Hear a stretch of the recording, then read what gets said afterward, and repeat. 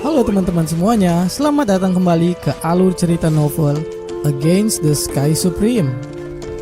Ini adalah spoiler alur cerita yang diambil dari novelnya, karena saat video yang dirilis, animasinya belum tayang. Jadi mohon maaf kalau narasinya tidak memiliki gambar adegannya. Ini alur novel, catat ya, bukan alur film. Jadi dibutuhkan kemampuan imajinasi tingkat tinggi. By the way, untuk yang merasa durasinya jadi pendek, sebenarnya panjang ceritanya tetap sama, hanya sudah diringkas agar banyak hal bertele-tele tidak banyak memakan waktu kalian yang berharga. Jadi tenang saja, alur ceritanya tetap detail, padat dan gampang dimengerti. Oke, langsung saja kita mulai fantasinya. Sesepuh tua itu mengkonfirmasi bahwa dia benar adalah kakak tertua Dantai Songde, dan mereka adalah para pelayan setia dari Dantai Xuanzong, patriark mereka saat ini. Tan Yun masih bingung kenapa dia ada di kediamannya ini. Sesepuh ini kemudian melihat ke arah keluarga Tan Yun dan memperkenalkan dirinya sambil tersenyum. Dia adalah Dantai Songkun, dan dia diperintahkan oleh Master Sekte untuk melindungi keluarga Tan dan bahkan tinggal di kediaman mereka ini. Tan Yun merasa gembira mengetahui bahwa Master Sekte mengirim seseorang untuk melindungi keluarganya. Dan ini bukan sembarang orang, ini adalah orang kuat yang dipercayai Xuanzong. Dilihat dari posisinya yang tinggi, pasti sesepuh ini yang menawarkan dirinya sendiri untuk melakukan ini. Keluarga Tan Yun yang sangat hati-hati memperlakukan sesepuh ini merasa agak canggung dengan situasi seperti ini, karena menurut mereka orang ini sudah termasuk abadi. Namun Songkun menginginkan agar keluarga Tan Yun tidak perlu formal di depannya. Dia memberitahu Tan Yun mulai saat ini untuk tidak perlu khawatir dengan keselamatan keluarganya dan fokus pada pelatihannya di sekte suci. Sementara ini Tan Yun berusaha mengenali pria tua yang dikirim untuk membunuh keluarganya, dan dia masih belum memiliki petunjuk apapun. Tapi kemudian Songkun mengenali pria itu.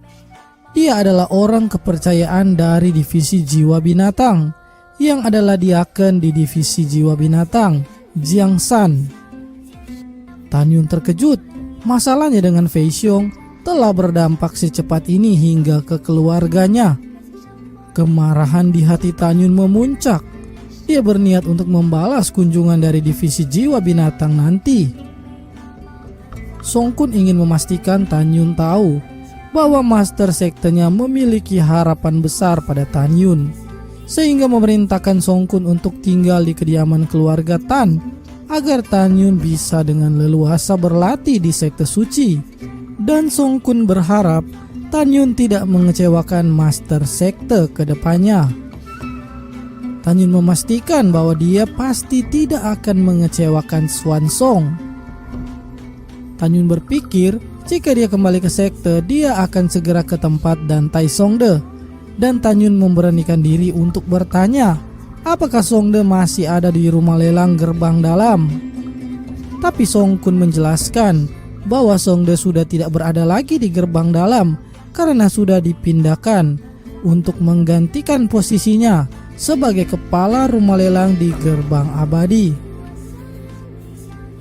Singkat cerita, Tan Yun akhirnya berpamitan kepada keluarganya dan segera naik ke punggung singa naga emas bersama Xiao dan Meng Yi. Mereka kemudian menghilang terbang di kejauhan langit. Sementara Songkun menyembunyikan auranya sehingga menjadi seperti pria tua tanpa kekuatan dan hanya memelihara burung di kediaman Tan, seperti kebanyakan orang tua yang mengisi masa tuanya. Namun berita bahwa ada orang kuat yang melindungi keluarga Tan dengan cepat tersebar ke penjuru kota. Di tempat lain, setelah berhari-hari perjalanan, Tan Yun tiba di depan gunung sekte suci.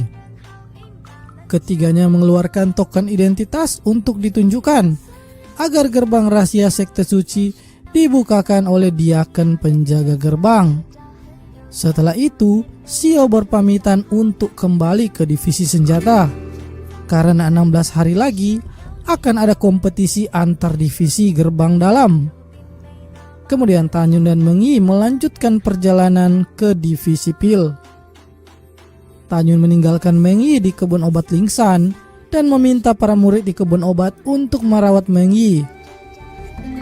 Hal ini dilakukan Tan Yun karena dia harus menemui Shen Subing dan pergi bersamanya untuk membantu ayah Shen Subing. Dan Yu dan kawan-kawannya senang dengan adanya kehadiran saudara ipar mereka ini. Dan Yu juga menginformasikan bahwa setelah 5 atau 6 hari setelah mereka semua pergi keluar sekte untuk berkompetisi di sekte abadi, lampu kehidupan Luwu padam. Itu berarti Luwu telah meninggal. Tentu saja Tan Yun tidak terkejut dengan itu, karena dia sudah memprediksi kematian Luwu. Seharusnya itu terjadi setelah mereka dalam perjalanan ke sekte abadi agar menghindari kecurigaan kepadanya. Tan Yun berpura-pura terkejut dan terus bertanya pada Dan Yu. Kabar yang didengar Dan Yu juga adalah bahwa ayah Luwu, penatua keempat divisi pil gerbang abadi, sudah mencari mayat Luwu selama setengah tahun ini, tapi belum berhasil ditemukan. Dan ada satu berita lagi, ucap Dan Yu dengan serius. Kabar tentang Tan Yun menghancurkan anak kepala divisi jiwa binatang sudah beredar. Dan beberapa hari yang lalu, kepala divisi jiwa binatang sudah mencari Tan Yun hingga ke kepala divisi Subing. Tapi Subing melindungi Tan Yun.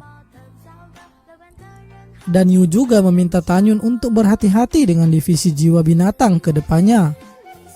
Setelah itu Tan Yun segera pergi dari kebun obat Lingshan.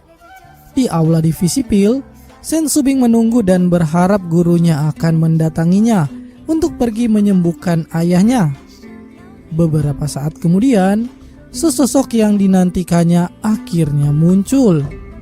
Itu adalah Tan Yun yang sudah mengenakan kain dingin nafas kura-kura dan menyamar sebagai sesepuh tua guru Shen Subing. Shen Subing segera meraih lengan Tan Yun dan mengajaknya ke dalam aula. Dia ingin memberikan kejutan pada Tan Yun. Dia membiarkan Tan Yun duduk, lalu memberikan sedikit pijatan di bahu Tan Yun. Shen Subing berterima kasih pada gurunya ini karena semua yang dikatakan gurunya telah menjadi kenyataan. Divisi pilnya berhasil menjadi juara dalam kompetisi antar sekte kuno. Muridnya Tan Yun yang telah membalikan keadaan dan keluar sebagai juara karena Tan Yun ternyata adalah alkemis besar tingkat suci. Dan karena itu, Subing akhirnya dipromosikan menjadi penatua di gerbang abadi. Tapi dia baru akan pergi ke gerbang abadi setelah mengantar para murid untuk ujian di tanah abadi. Tan Yun memberi selamat atas promosi Subing. Berita tentang kematian Luwu juga disampaikan Subing dan dia sangat senang dan bahkan akan berterima kasih kepada pembunuh Luwu itu karena sudah melenyapkan Luwu. Hal ini karena Subing tahu bahwa Luwu lah orang yang merusak rumput kebangkitan jiwa yang membuat nyawa Subing terancam saat itu. Tapi saat ini Subing telah menjadi penatua berjasa di sekte, sehingga tidak mudah bahkan bagi ayah Luwu untuk berurusan dengan Subing ke depannya. Subing kembali curhat bahwa dirinya benci tapi suka dengan Tan Yun. Subing suka karena Tan Yun sangat bisa diandalkan, tapi juga benci karena Tan Yun juga pintar mencari masalah. Ini karena baru-baru saja dia kembali ke sekte dengan prestasinya. Kini dia menghajar anak kepala divisi jiwa binatang hingga sekarat, bahkan menghancurkan kultivasinya.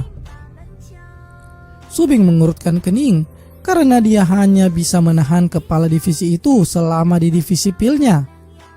Tapi tentu saja kepala divisi jiwa binatang itu tidak akan menyerah untuk membalas Tan Yun. Tan Yun bertanya kepada Subing, memangnya Subing memperdulikan Tan Yun? Subing menjawab dengan tegas bahwa tentu saja dia peduli itu karena Tan Yun berjasa bagi divisi Pil dan bagi dirinya. Bahkan dia adalah pahlawan bagi sekte suci. Dia meremas tangan Tan Yun seolah masih ingin meneruskan kata-katanya, tapi dia menahan diri. Tan Yun mengejar perkataannya itu dan menyuruh Subing untuk terus melanjutkan kata-katanya. Kecantikan yang menawan itu mengeluarkan ekspresi malu di wajahnya dan kemudian bertanya pada gurunya ini, "Apakah aku tidak cantik, guru? Tolong katakan yang sebenarnya, jangan membohongiku," ucap Sen Subing. Tan Yun segera menjawab, "Kau cantik, bagaimana bisa salah satu dari 13 wanita tercantik di gerbang dalam merasa jelek?" Subing kembali bertanya pada Tan Yun menurutnya berapa usia Subing saat ini. "Mungkin 26 atau 27, jawab Tan Yun. Subing bertanya lagi, "Apakah guru menyukai penampilan dewasaku saat ini atau penampilanku saat masih gadis muda dulu?" Tan Yun menjawab, "Guru tidak tahu seperti apa penampilan mudamu, tapi pastilah itu lebih luar biasa dari sekarang ini." Tan Yun menjawab jujur tanpa berpikir panjang. Subing yang mendengar kata luar biasa itu membuatnya membulatkan tekadnya. Dia segera berjalan ke belakang Tan Yun dan dengan segera mengeluarkan pil awet muda yang diberikan Tan Yun dan dengan cepat menelannya. Seketika dia merasa kesemutan seperti ditusuk jarum dan sedikit kesakitan di sekujur tubuhnya. Namun setelah beberapa saat kemudian, dia melihat dengan cemas ke cermin. Dan akhirnya dia melihat wajah gadis muda. Tandanya pil itu berhasil mengeluarkan efeknya. Subing meminta Tan Yun menutup matanya. Tan Yun yang bingung tetap mengikuti permintaan muridnya ini. Subing kemudian kembali ke depan Tan Yun dan menyuruh Tan Yun kembali membuka matanya. Di hadapan Tan Yun, seorang gadis belia berdiri dengan sangat mempesona. Itu adalah Subing yang telah kembali muda.